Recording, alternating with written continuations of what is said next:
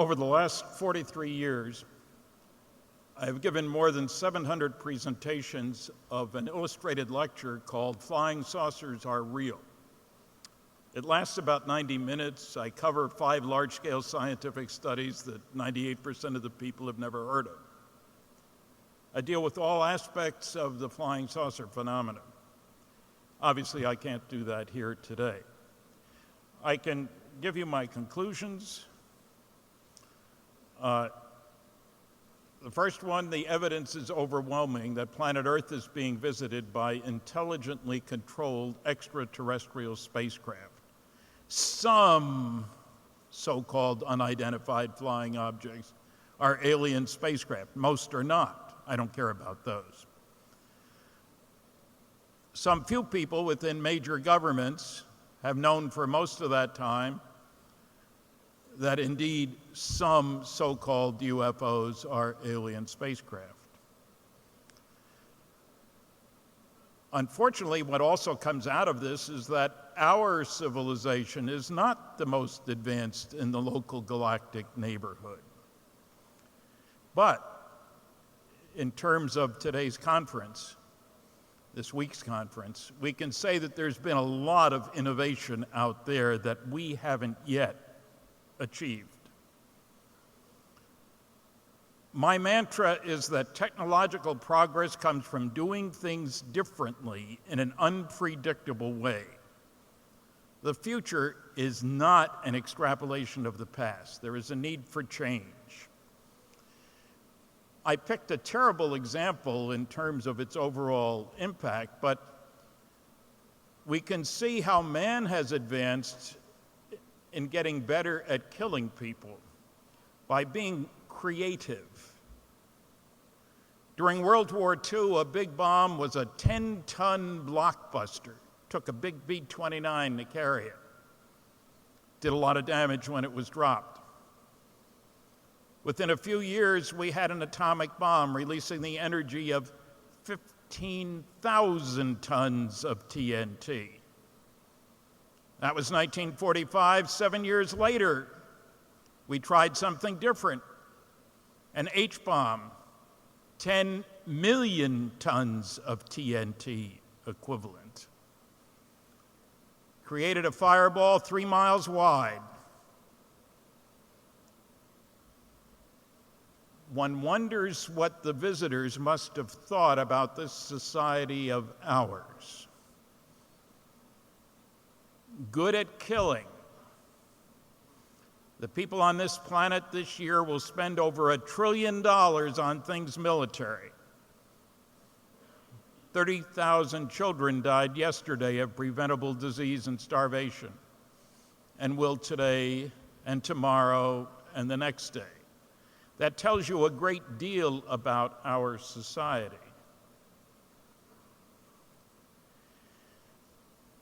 You don't have to look far to see how progress comes from doing things differently. The Apollo command module hits the atmosphere at 25,000 miles an hour. It's round and it's blunt, much more like a flying saucer than like a high-speed airplane should be, we thought. A different approach to propulsion involves magneto-aerodynamics. I did a literature search of government reports back in 1970. There were 900, 90% were classified. Somebody is interested in magneto-aerodynamics. I worked on nuclear rocket engines. You'll see a picture of one in a moment.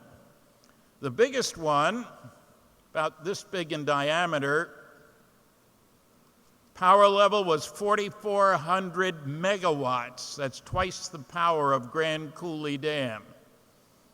That was tested before 1970, mind you. The nuclear world, navies have submarines that can go for years without refueling. A nuclear-powered aircraft carrier can go for 18 years without refueling. Now, I worked on fusion rockets. They're exciting. You can kick particles out the back end that have 10 million times as much energy per particle as you can get in a conventional chemical rocket. Progress comes from doing things differently. There's a picture of an H-bomb on the left. There are some of the equations on the right. There are a number of different fusion equations. If you use the right stuff in the right way, you can kick particles out the back end with 10 million times as much energy per particle as in a chemical rocket. Every advanced civilization will know about fusion. Why? Because that's how the stars work. And they seem to be working all over the place out there. I said some people know more than others and aren't telling us. It took me 5 years to get these two examples of CIA UFO documents. You can read 8 words per page. There are thousands of documents that haven't been released.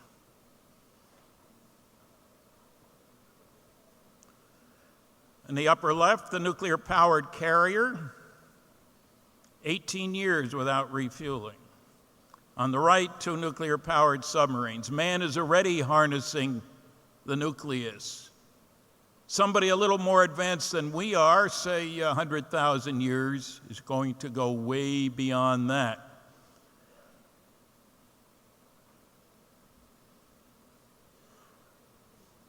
There's a schematic in case you're wondering about a nuclear rocket. Cold hydrogen goes in and gets heated in the reactor and goes out hot. And the one on the right is one of these. That's one of the Phoebus systems. It was safely tested out not far from Area 51 in the Nevada desert.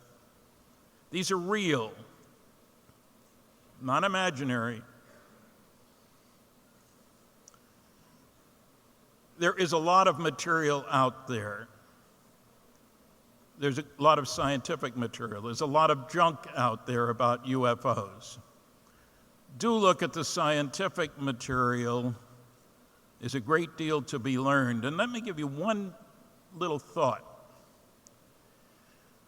The most likely place that some of our visitors are originating from, one of 2 stars that are only 39 light years from here. That's just down the street. But these 2 sun-like stars are only 1/8 of a light year apart. They're 30 times closer to each other than the sun is to the next star over. They're 1 billion years older than the sun.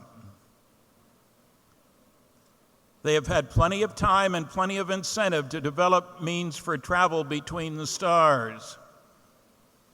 And even if they're only 500 years ahead of us, think what wondrous technology they will have. Why don't they talk to us? I don't talk to the squirrels in my backyard. Thank you very much for listening.